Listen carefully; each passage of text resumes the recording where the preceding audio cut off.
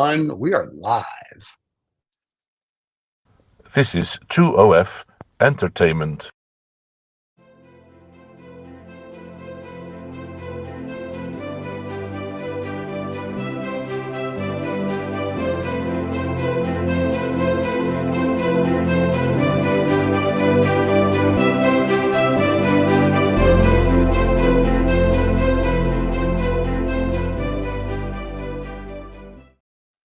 Very nice.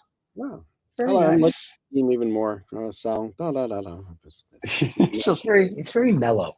Yeah, it is It's the very other mellow. shows that we That's do. They good. have this like Yeah. jazz theme and all this other, but I Well, I'd guess love because to it's have art, a jazz theme, and we'll have to maybe I'll put tell David David. on that one. Give us a little Yeah, bit. well, because I think because it's art and he's trying to be very sophisticated with like, Well, it you is. know, We are actually quite sophisticated. yes, we are. As we sitting here on our t-shirts, mine of course says Steve, uh, the man, the myth, and the legend. So you know how yeah, sophisticated we are with it. I'm worse than So that. I'm just like this. you got the wolf, howl at the moon. I got Well, a the good thing wolf is howling. The Knicks won It the is other night. actually going wild outdoors. Going well. I like that. Very nice. Very, very nice. All You right. put that into your mind, however you want to work that in your mind. It's going wild outdoors. Many people now are not going to be able to sleep tonight, but that's okay. Yeah. Well, they So we have won't an be able to interesting guest. after our conversation today because they'll be all I excited and know. they want to get all their sculpting tools out and get going and do something for themselves, and it's kind of exciting. And people, I guess, understanding how sculpture works and Right. how do you acquire sculpture. So we have a really good sculptor, I guess, in a figurative sculptor, Okay. J.A. Fligel and Jonathan, Okay. and he works in bronze. Ooh. So yeah, so we're talking The serious sculpture here. real sculpture. We have a Um, few sculptures, and what I find is when we buy them, they look really cool. And when we get them back to to the homestead, it's like, we should have thought this out a little more, and then we find room for them. But over the years, I have learned now when I buy a sculpture in my mind, I have to know where it's going. The first couple I bought, I was like, these are great. I'm just going to buy them. And then I'd get them to the house and I'd be like, okay, this could be a problem. So now over the years, I've learned that someone goes, that's a beautiful sculpture. I'm like, yes, yes, it is. And it's like, I have no place for it, or I know exactly where it's going. they do take space up, but Yeah.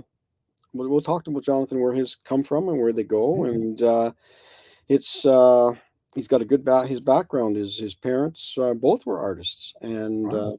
quite prolific in their own days, and Very actually his cool. wife has an art history background between her grandparents and great grandparents as well. So they've done some prolific things that people know and have seen around the world. So Wow. let's bring Jonathan in. We'll talk All to him right. about his stuff. Well, Jonathan, welcome to the show. Oh, thank you. Yeah, Welcome. yeah. Well, and No, I'm it's going to good. let you two professionals speak because I'm a novice. I know nothing. I'm going to disappear, and I'll see you at the end of the show. Have a great interview, everybody. Thank you. Yeah. Hey, Yeah. Jonathan, how you doing? Yeah, Oh, good. Thank you.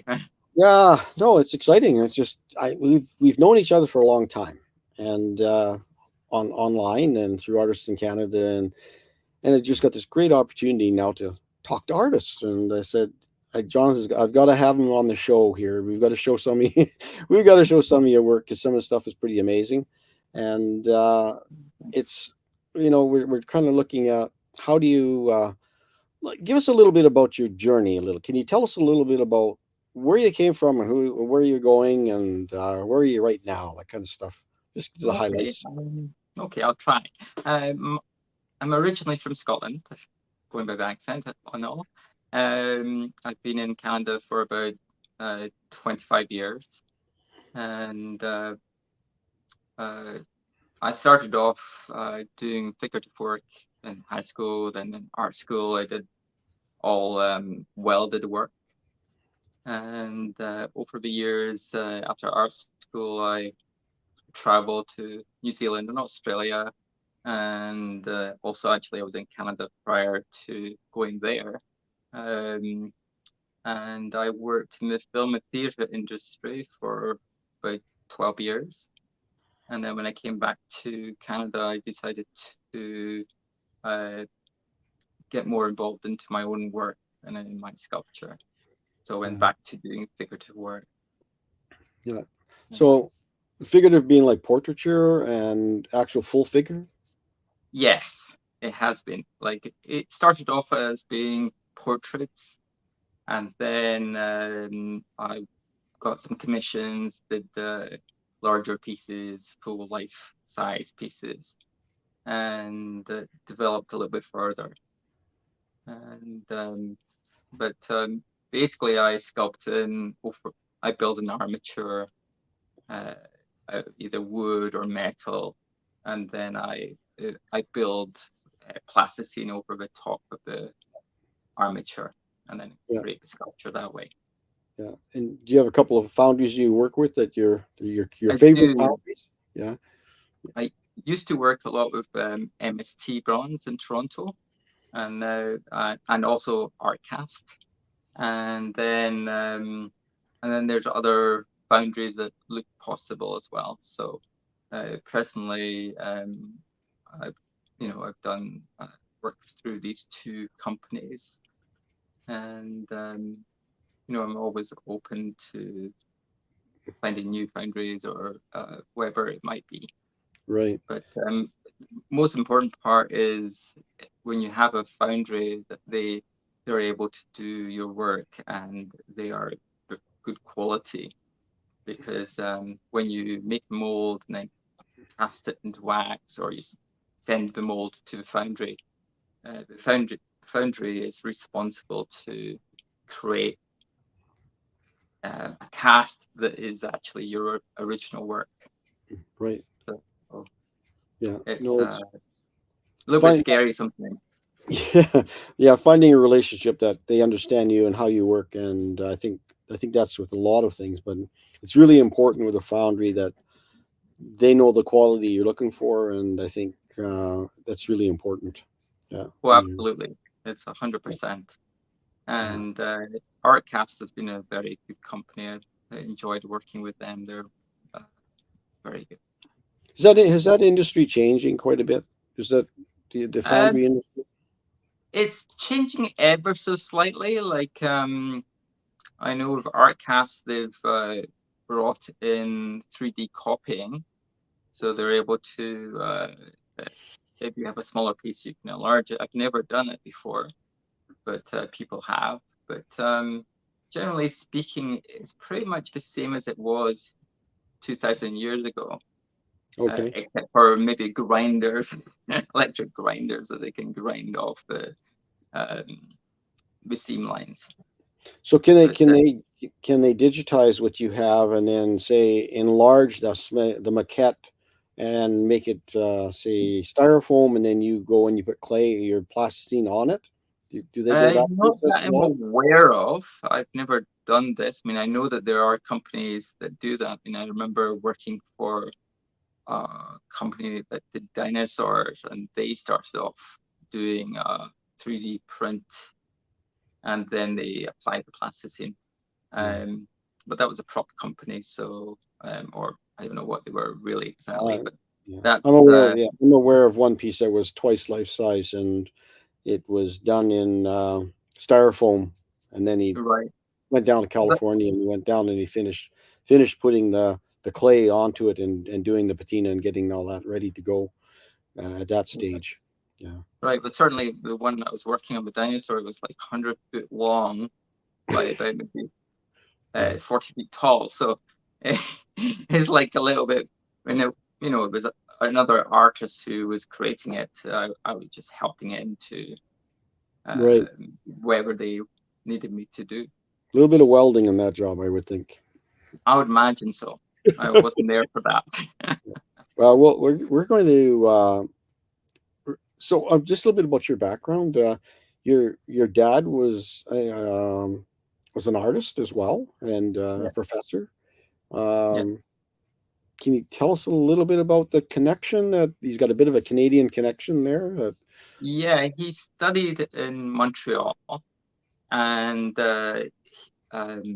one of the teachers, Arthur Lismore, helped him a great deal. He came from an immigrant family, and I guess Arthur Lismore knew this, and he would give him jobs in the art school, um, he got a scholarship down to Mexico, and eventually when he did, well, when he came back from the scholarship, he even bought one of his paintings.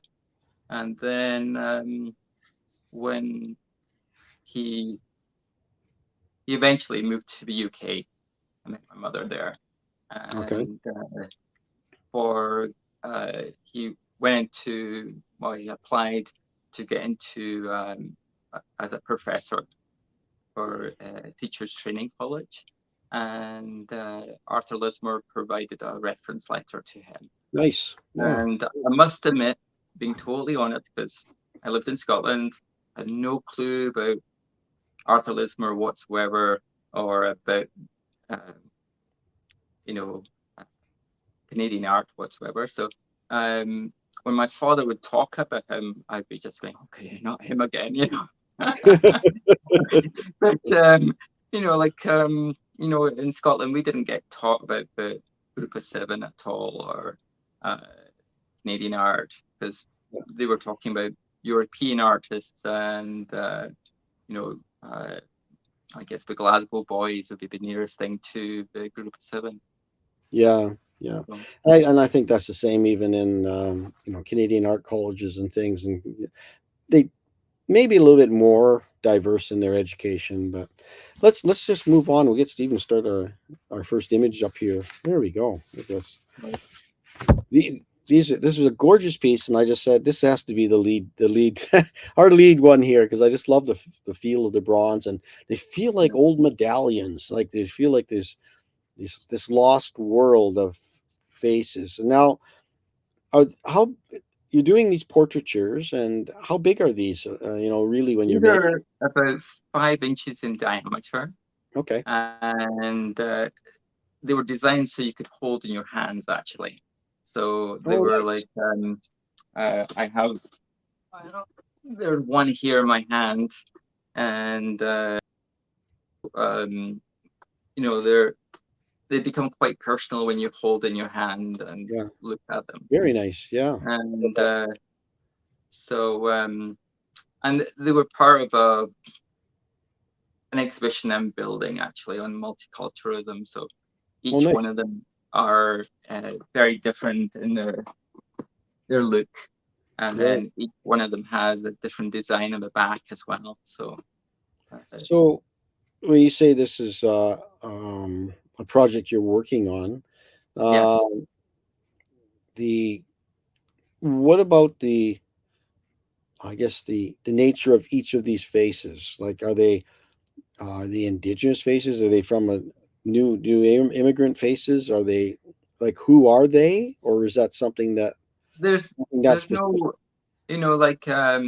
I do look at photographs sometimes, and then other times I'm basically just sitting and holding the sculpture, and then just working with it, and then the face just emerges from the clay. From plasticine. Like, I would say, like 99% of the work is like that. And although, I mean, you have to do a certain amount of work beforehand. It's not as fluent as people think it is, because when you're creating a sculpture, you have to make an armature. You have to make sure that it's stable and strong. I mean, the Mons Friends sculptures are a little bit different. They were sculpted over a styrofoam ball, and then you have to take out certain sections for the eyes and add extra clay, etc. So it's a little bit different. But when you're designing them and creating them, you have to think beforehand what you're going to do and create. But these ones, I felt like they were a bit more fluent. I could sculpt a little bit more with them and not worry about the armature, and just keep on working on them. And they were these ones tend to be all female faces. Am I correct in that? No, there's some male ones as well. Okay. Yeah. The 3 in the front are definitely female, and the 2 in the back, actually one at the back is a male. Okay. The very middle one is a male. Yeah. And then, so they They do vary. they feel like they're a little refugee-like in nature. Some of them, they feel I don't know if it's because of the big eyes. They feel like they draw you in, like they really Right. do. They draw you in a little bit to pay attention to this, whatever it is, right? Yeah. And I just feel that there's yeah, and they're different. They all unique. So I just the Yeah. first one in the front has this bit of a head wrap on it, where the other Right. one, the one on the far left, has the hair is curled and bunched in a way, right? It's just kind Yeah. of yeah Yes, that's right.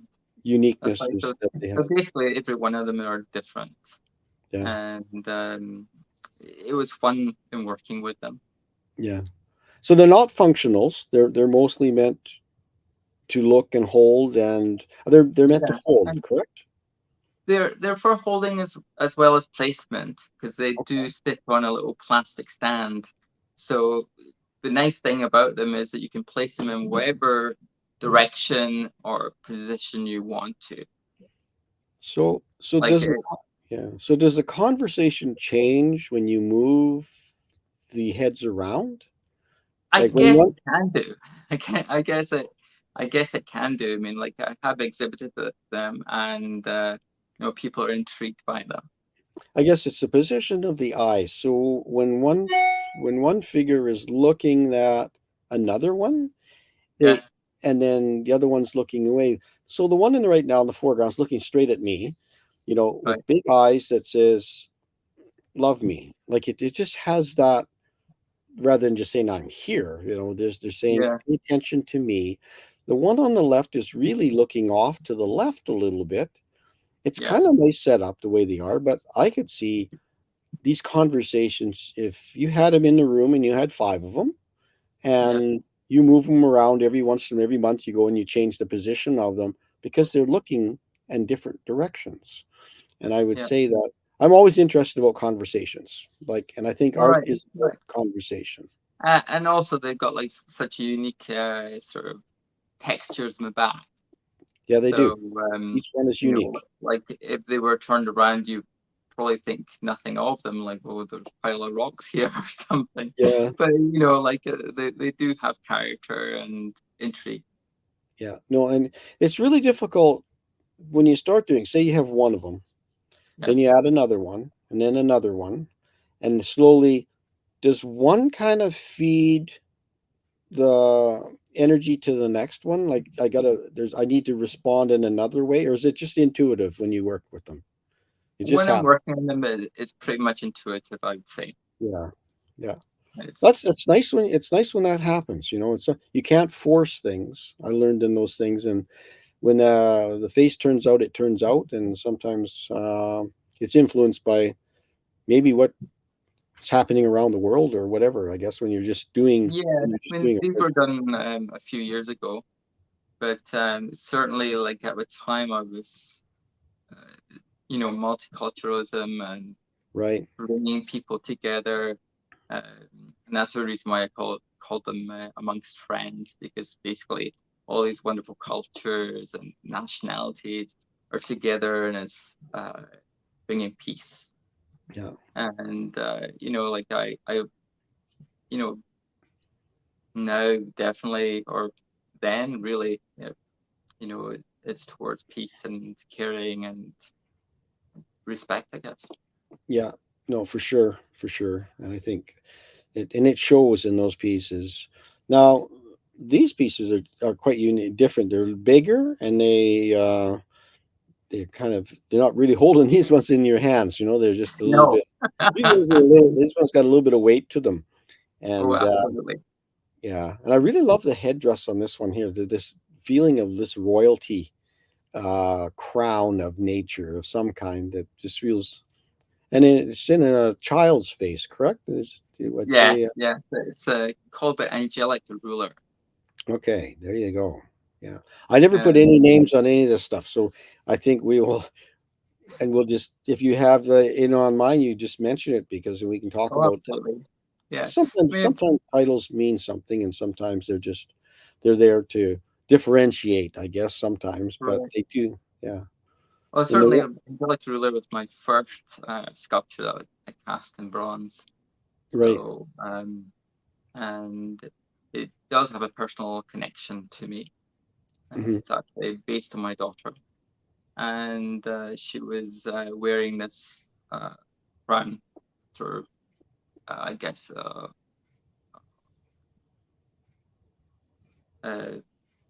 bathrobe, I guess it's called, Okay. with one time, and I just sort of thought, oh, I really need to do a sculpture of this. It's So funny how, yeah, it's funny how you get those things that inspires from some different thing, really, whether it's a dream or or something, an epiphany, I guess, of some kind that it says, I just got to do that. I just have to do something like that. See if I can yeah, achieve. that's right. I mean, like I get ideas from look at the clouds or, um, being with people. Like Yeah. all different Yeah. different ways No. they get.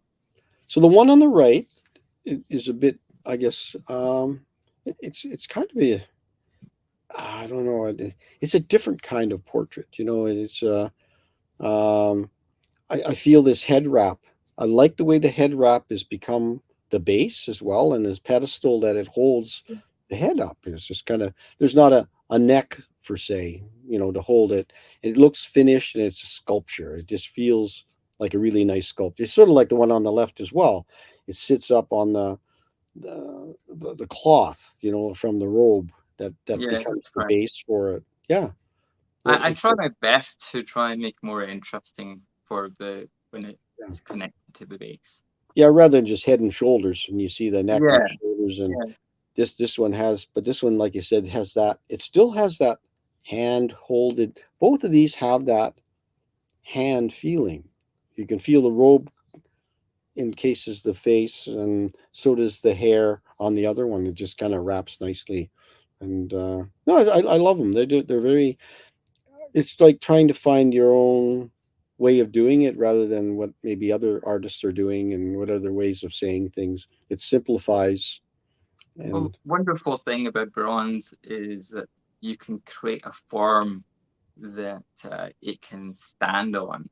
right. Yes, you do need to bolt underneath the um, granite base, but on the whole, you can play with gravity to a certain extent. Yeah. So you have a little bit more play on the material. Yeah, you can sit down to a narrower base, right? You can come down to a point and it gives it a lighter feeling when you can do that, give that space around it rather than head and shoulders would really give it a lot of weight and heaviness look to it. Exactly. Where this Exactly. one gives a nice uplifting look to it. I think it Yeah. was well done. Yeah, this one is now this one's got the head and shoulders and there's but there what is it meant to be around it? Like It's meant to be water. water. Okay. Okay. Yeah. Yeah. So Is this this a one, swimmer? Is this a swimmer then? Someone that's in the pool? yeah, it's someone coming out the water, and it's called Water Lily. Oh, This nice. one. Yeah, you can And see that. She's so pleased coming out of the water. She's got that smile on her face, and she's just there's a really nice joy in this piece. I looked at that and I thought I yeah, can see that in her. I forgot to mention the one prior to that on the right hand side. It was called Smile Through Tears, the one that you commented before. Yeah, But no, it's nice. Well, they all have multicultural backgrounds, yeah, and yes, but it's it's the stories that go with it. Like I think trying to capture that in one piece of sculpture, it's difficult for a lot of artists, but it's also when you get commissioned to do something, the patron is expecting a little bit more than what they're giving, right? It's for information. They're saying, how can you make this a little bit more special for me? If that was my daughter, how would I want that to be a little bit more than how I could think of it? And I think that's where the artist comes in and you add the water and you have the smile in the face and the way it goes. And you feel like she's come out of the water, that just with the way she's lifted her head just a little bit. Yeah. yes. I mean, this was also going towards the multicultural exhibition. Right. Basically, what's happened is that quite often when I get commissions, then I'll be working on my own stuff as well for building up my more bronze pieces.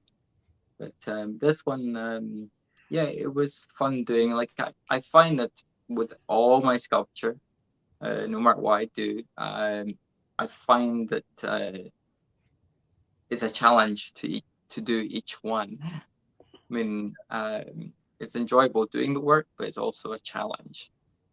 I think that's expected. I mean, if you didn't get a challenge in there, there wouldn't be a reason to be there, right? True, you wouldn't want to do it if it's Well, that easy. yeah. Well, some days I get over challenged, and you find the next It's morning nice to do something a little simple. That's true. That's true. you got to take a break Absolutely. some days from it. This one was a beautiful piece. When I first saw this one quite a while ago, and it's like, there's a real story in here somewhere. Can you tell us a little bit about this person and this what's happening in this?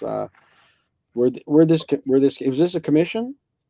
It was not actually. It was there was an exhibition just before Olympics. I guess it was maybe about oh my goodness, about 8 years ago, maybe longer. Right. And my wife, she had met through a fundraiser event both Sammy Joe and Billy Bridges. And when I was telling her about the exhibition that I was wanting to enter, she was suggesting, well, why don't you not do on these two people? Because one is towards women hockey and the other one is towards Paralympian. And so I thought, okay, that sounds interesting. Yes, I will think about that. And I contacted them and they were very interested. And so I ended up taking photographs of them from different angles. Sammy lent me her helmet, so I could her goalie helmet, so I could get the idea of what I would be sculpting, and then so I started to build it. Yeah. And I managed to finish in time for the exhibition. Yeah. So No, it looked like you had a lot of fun on that helmet. Looks like there's a lot. yeah, Beautiful it was a carving. lot of fun, and even like the foundry was saying, "Oh, how we're going to do the cage," Right. because like I built both of them separately, and then they would have to be welded Okay. together. And the Yeah. problem with doing patina afterwards, if you weld on the bronze, then it will mark the patina. Yeah. So I was saying, well, why don't we not just screw the cage onto the mask? And so that's how we ended up doing it. Yeah. So it gets complicated sometimes. Well, it does, and understanding how technically to make something that looks like it is, but makes you happy about knowing that you don't want to, I guess, mess with the patina of a bronze, right? And just Yeah. to keep the cage welded in place. And you think, well, how do I do that? And it has to be done differently than it's got to fit. It's got to Yeah. mold and fit to the right angle and a lot of complicated things to figure out. Yeah. And this sculpture is actually life size. Okay. So Nice. Like everything is fairly proportional. I mean, probably didn't quite get the goalie helmet exact, but like using the technique of using high relief within the helmet Yeah. made it more interesting. So Very, the yeah. design itself, she had designed it for her own helmet. So there was Nice. native within the one part of the helmet from one side. Yeah. And there's even an eye at the back end, and there's different things that she felt that associated to her own life. So all that was put into her helmet and spray painted. And so I had to work with that. I think goalie helmets are very personal. When you see the NHL goalies, they all have their own designs, and for every helmet, it's unique for each one. And it's sort of it's I guess like a hockey player personalizing their hockey stick in some way, in some manner that it's their stick. Well, this helmet is very personable to her, and it's great that you're able to do that. I mean, it feels, when I look at it, it feels like leather. It feels like this carved leather thing, and even though helmets are not leather, but it just I love the color, and it was a great patina. Again, the light feeling on the shoulders, and the jersey that wraps around, right, and just get that like nice space that goes underneath. I think it's we showed the back.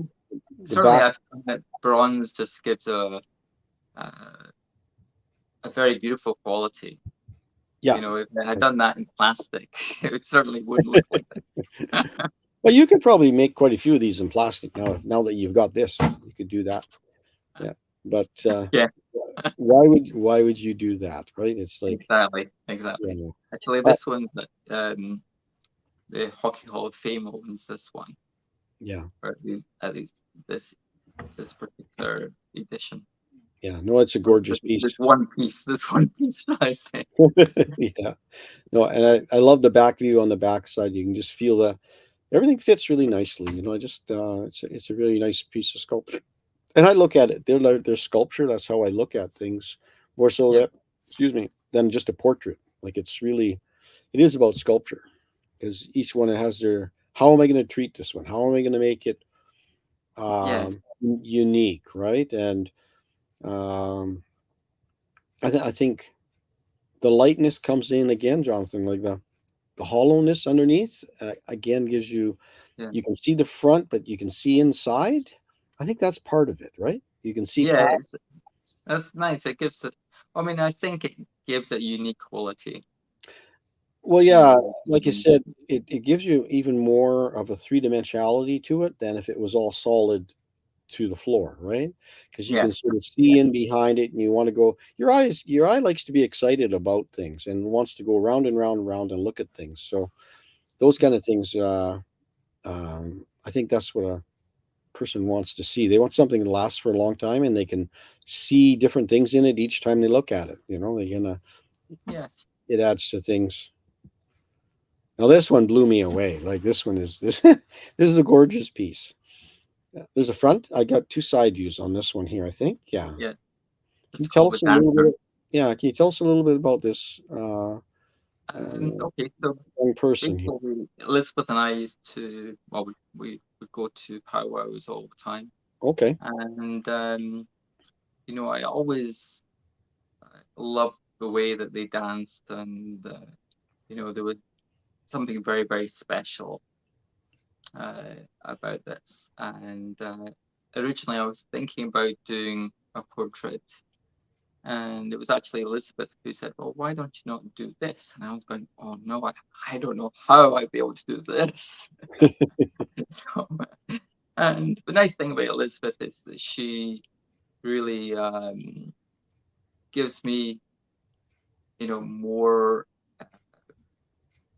I guess it's hard to explain, but like support, I guess, and a lot more support. She's very good in that respect, and she gives me different ideas for different works as well. And sometimes even when I'm doing commissions, she's in there helping me. So nice, you know, yeah. So it's a really good rapport. Yeah. And with this particular sculpture, I want to make it look as if it was in movement, which is incredibly hard when you're sculpting something that is actually rigid. Yeah.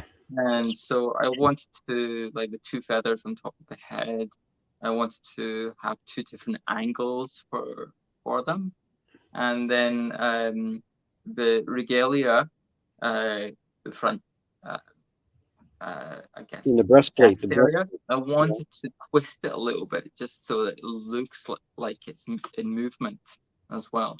And I'm not sure if you can really see that from these photographs, but there is the breastplate that's slightly twisted, and you can actually see through it.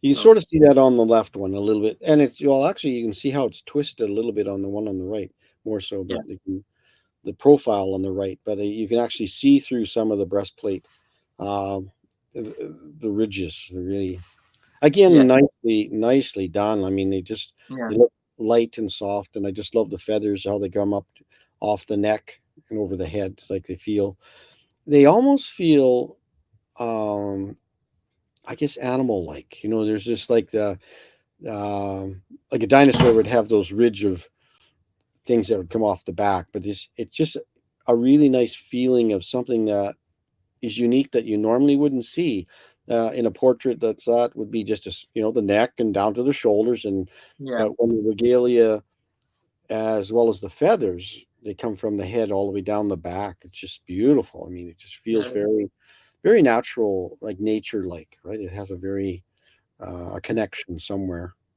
Yeah. And this again is life size, so it's quite large. And I think it must be Did you work with from photos, or do you have the young I, person?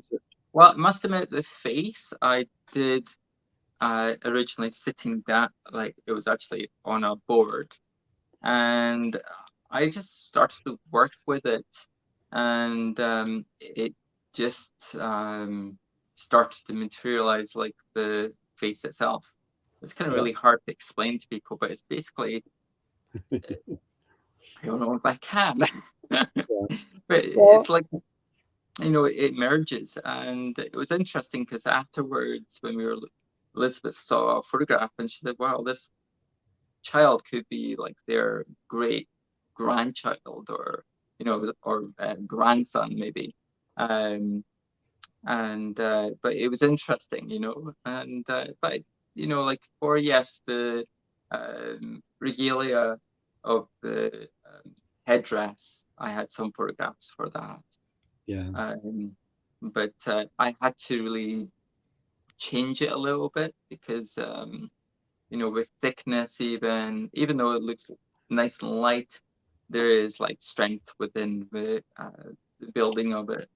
It was quite a complex armature I had done in a little bit metal and plaster. It was yeah. basically actually plaster bandage I worked on.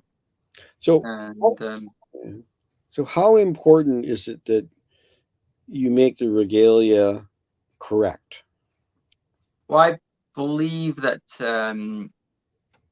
if I can convey the movement and the shape, I mean, it's meant to be with dance. It's called the dance, of course, but it's you want to convey the movement and the feeling of a dancer, Okay. and to me, it's quite sacred in a lot of senses because it's you No, know this it, yeah, this feels really nice. I mean, the head's just tipped off to the one side, and it's there, and part of that gives you that movement. He's not looking at you; he's concentrating on the dance. So it's kind of yes, it's a beautiful piece. yeah.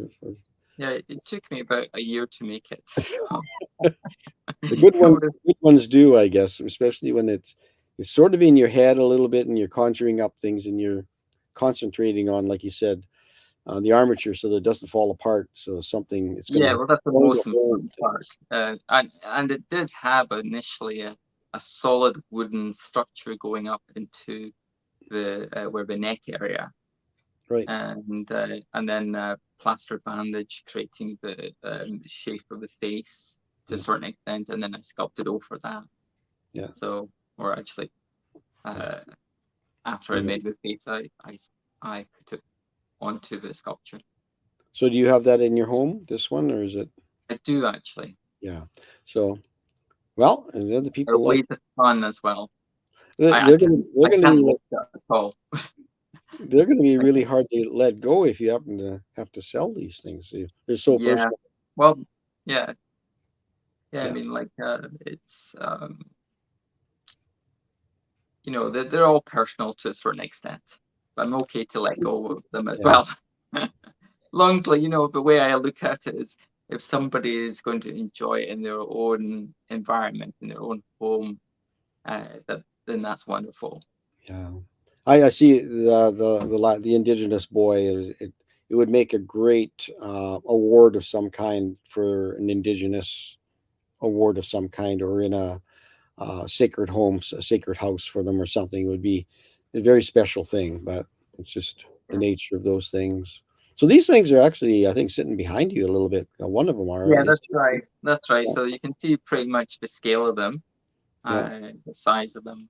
This one here, the two figures, they can be moved a little bit, and then the earth can also be turned around. And this was called um, a fine balance, I guess. Okay. And so it's relating to um, how delicate our planet is, and with humanity. Right. So sorry, this is called hanging in the balance.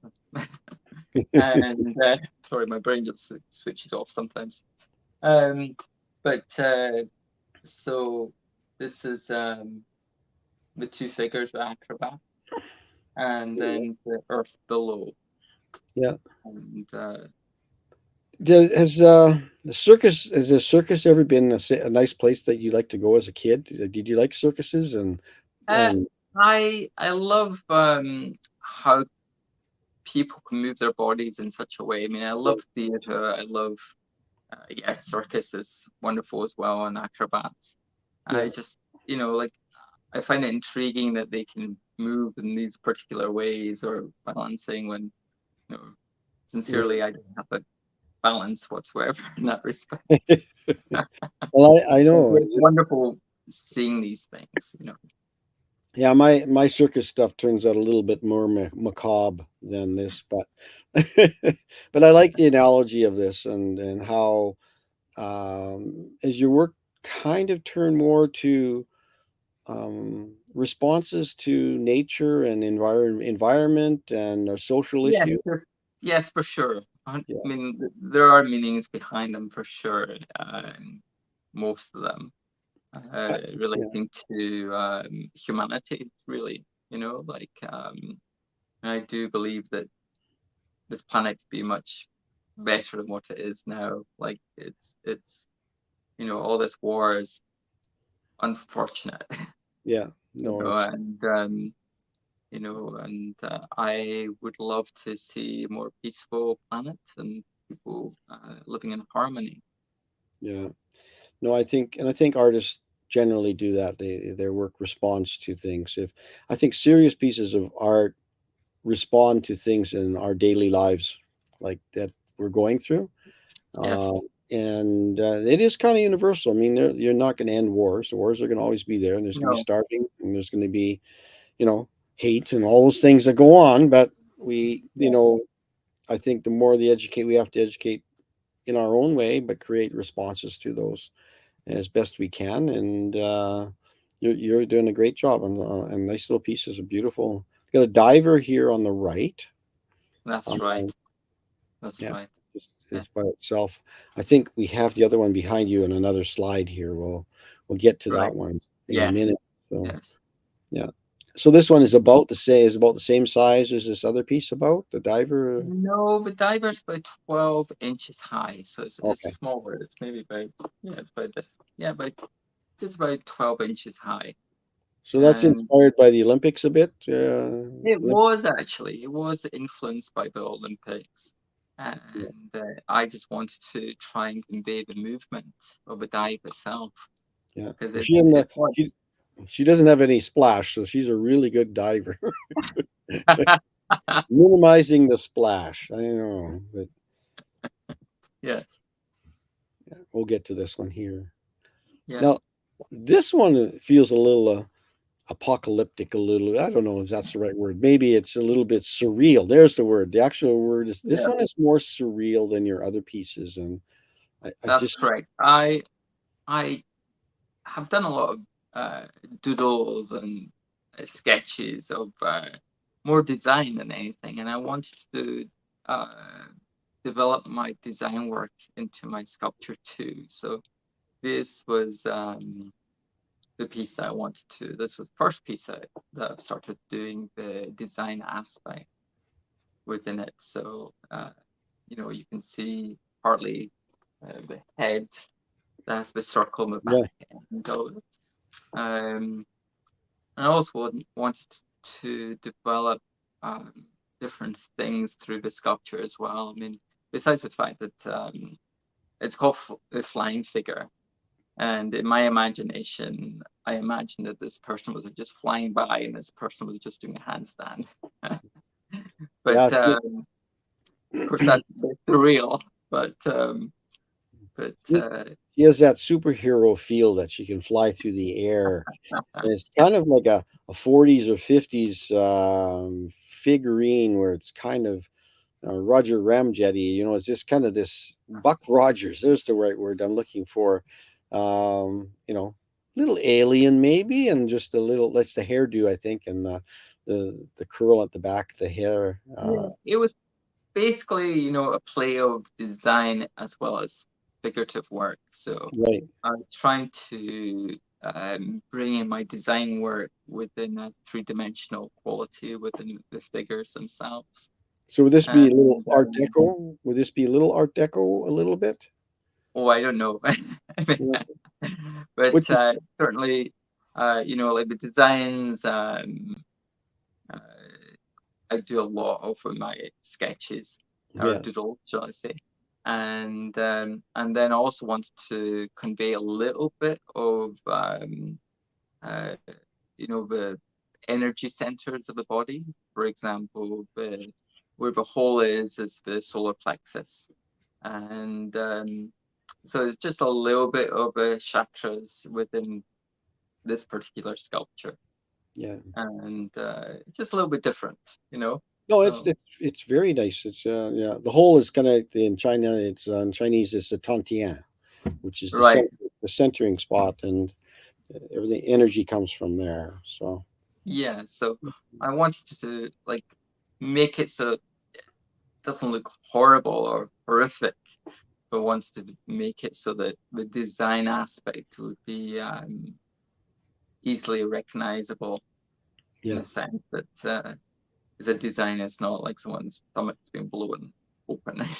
Yeah, you don't have to explain everything. I think. Yeah, no, it's probably better not to. Yeah, but people can understand and they can make their own assumptions on it. But I do like the shape and I like the feeling of these two figures together. Yeah, well, certainly, it was again another difficult armature to build. Yeah. So now this one, was this a commission? This one? This was a commission, yes. It's a candle holder. A fairly recent commission, and the people, or it was a family. It was for their parents, in the memory of their parents, basically. Oh, okay. So the two hands are in representation of the mother and the father, and they both fought in the Second World War, and so they wanted poppies to be within the sculpture, as well as the doves and all of that. Yeah. And then in the back, there's also the leaf. So it all related to peace and harmony and connection of their parents. Yeah. And this was being donated to their church in Alberta. So last year was donated by the family on Remembrance Day. Okay. Nice. So the word peace is actually cut out of a piece of metal that sits in front of a candle. Correct, yes. Yeah. And then the two hands are like holding the flame, in a sense. Right. They would be. Yeah. Nice. Yeah, nice thought process. Yeah, it was a different piece for sure. We got to keep moving along here. We got lots to see yet. So we just talked about Paralympics, and actually Canada just actually won the Paralympics just this last week. Amazing. Yeah, just timely. And Billy Bridges here. Yes. Yeah. It was can you tell us a little bit about the story of Billy Bridges and what you're doing? Okay, so basically this was again the exhibition that I was going to be putting together. I contacted both Sammy and her husband, Billy. And so it was lovely meeting them. They're really lovely people. And, I took photographs of him and then worked on the sculpture. And I did a high relief of his surname on the back of the sculpture bridges. And it was took a while to create this one. And it's it's nice to be able to do these things, because when you step forward, because a lot of times these people don't contact you. And actually, when an artist actually contacts them that they want to do this thing, they feel really good about it. I think generally. Yeah, they both were very honorable. Yeah. And very considerate. And they even saw the exhibition when the exhibition was on. It was through the Portrait Society of Canada. Yeah. No, and I think a lot of artists need to understand, they need to step out of their uncomfortable zone. And sometimes you have to make that phone call or knock on that door. And if it's something that you feel inspired to, they'll sense that in a minute. They'll be in there with you. They definitely want to do things. Well, certainly, for other artists, yes, absolutely contact the people that you would like to do a portrait of, etc. All they can do is say no. Yeah, that's the worst that can possibly happen, or they'll never respond. Artists are used to that word no a lot. They just, no, you can't have that grant. No, you can't have that funding. No, you can't do this. So one more no wouldn't make a darn bit of difference. Yeah, that's right. That's right. Yeah. So this one just kind of blew me away. I think, well, how little is that golfer? And when you told me how big he is, it surprised me. How you said that's 3 feet high? 3.5 feet tall. 3.5 feet tall, that golfer. Yeah. So the stone behind is, I think, close to 6 feet. 6 feet. Holy smokes. Yeah. So it's really about scale. You look at these, and it's beautiful. Yeah. It was difficult because it was trying to doing a life-size sculpture is actually much easier because you pretty much know how to do life size. But when you're doing a scale that's smaller, then everything has to be worked out, and the scale of it has to be measured, etc. Yeah. So, arm length, arm and elbow and finger joints, everything has to be in scale when you do it. Exactly. So it's more difficult for sure, but very satisfying when you manage to achieve the form and the shape to look like a golfer, or look like whatever you're trying to represent. Well, it looked like it turned out really well. Yeah. We'll just move on to another public sculpture a little bit. I guess, is this another memorial one, or is it? Yeah, this is a memorial. And, it was a stylized piece. Yeah. And they had an idea of what they would like. So I adapted their idea and added a little bit more character to the figures. Yeah. So the hair and just the look and the shape. Yeah. No, and in the center panel, I really immediately just saw the heart. So you see that family and the love that's in that piece. But I like the sculpture. The one on the right, you can really see how the swirls work together and how they're all connected. It was interesting because when standing back, you realize there's actually 3 hearts within the piece, the hollow shape behind the elbows, and then the elbows themselves, and then the overall head, and the child's head becomes a love heart too. So it was quite a satisfying piece to do. It gets complicated, there, especially things when you look at things, but it's nice working in 3-dimensional. You can see that. Yeah, and this particular piece was, but it was, the armature was very important on that piece again. I can imagine, yeah. So this is a fairly big piece. Yes. You're dealing with a full-size figure on a bench. I guess that's a functional piece as well. So somebody can actually sit down beside her on that bench. Exactly, they can Yeah. indeed. That proves And that. yes, it's life size, the figure, and the clients did have an idea of what they wanted, so I adapted or tried to create a figure that was in position that they wanted to have. Yeah. The colors, they wanted to have the green and bronze. I generally don't do that for commission pieces because Yeah. I think that the depth of a piece in the green, you don't really see the depth. But sweater has a lot more detail than what you see on this piece. Yeah. But yeah, again, they wanted this, and it was their wish to have two tones. So you do whatever they wish to do, and that's the most important thing, is trying to buy to what your client would like. That's what a commission is. It's Yeah, really exactly. your work, but it's what they want. So they Exactly, yeah. requested. No, it makes the figure look light and not really like heavy. So Yeah, it's brighter. yeah, It's brighter against the marble bench. So yeah. it stands off nicely. So it's a very yeah. It's a very personal one, because if you sit Yeah. beside her, you really feel like that you want to see what she's reading. Yeah, you could. I guess you do. Yeah, do that. This is, and I ended on this one because I love the connection that's happening. Again, your armature, literally with your arm in the Yeah, armature, in working, and it's a lovely connection piece. I love this. There's the two figures, the way they are connected together. Yeah.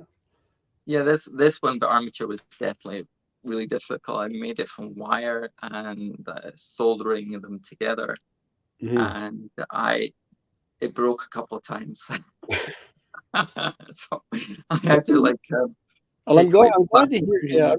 glad to hear not everything turns out for you. You got to work at some of this stuff because some of it's Yeah, well, beautiful. absolutely. So it was a very delicate piece, and I sculpted it mainly on my lap, Oh, neat. and I had to be super careful, not like it is three-dimensional.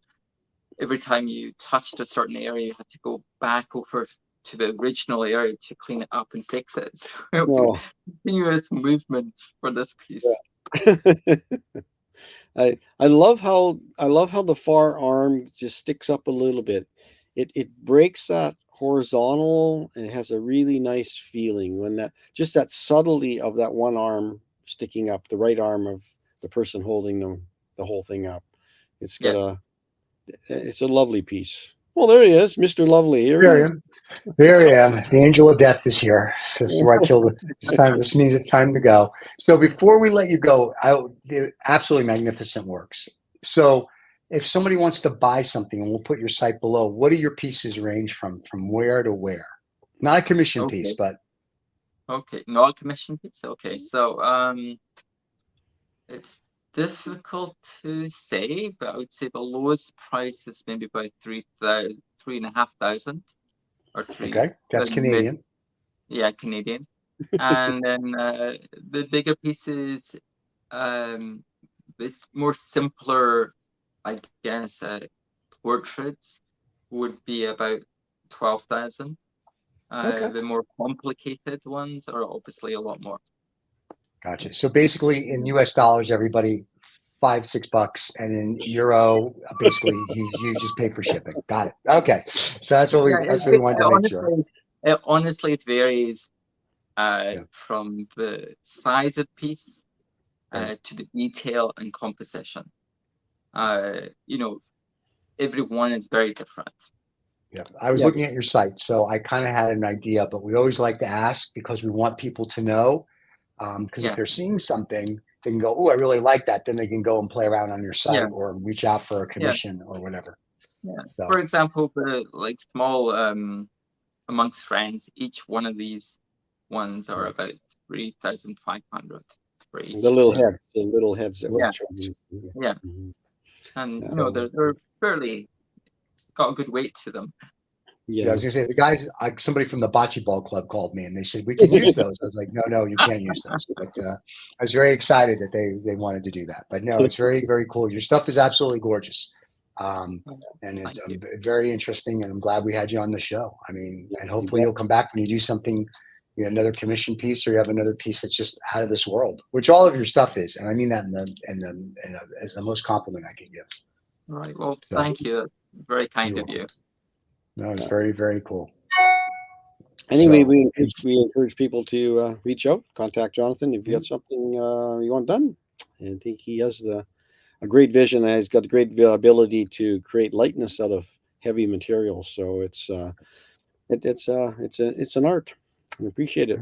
Thanks. And his link is below. So don't forget to subscribe and like. Send the video to all your friends, and we'll see everybody next Thursday morning with another artist from Canada. You bet. Have a good day, everybody. Cheers. Thank you. Thank you.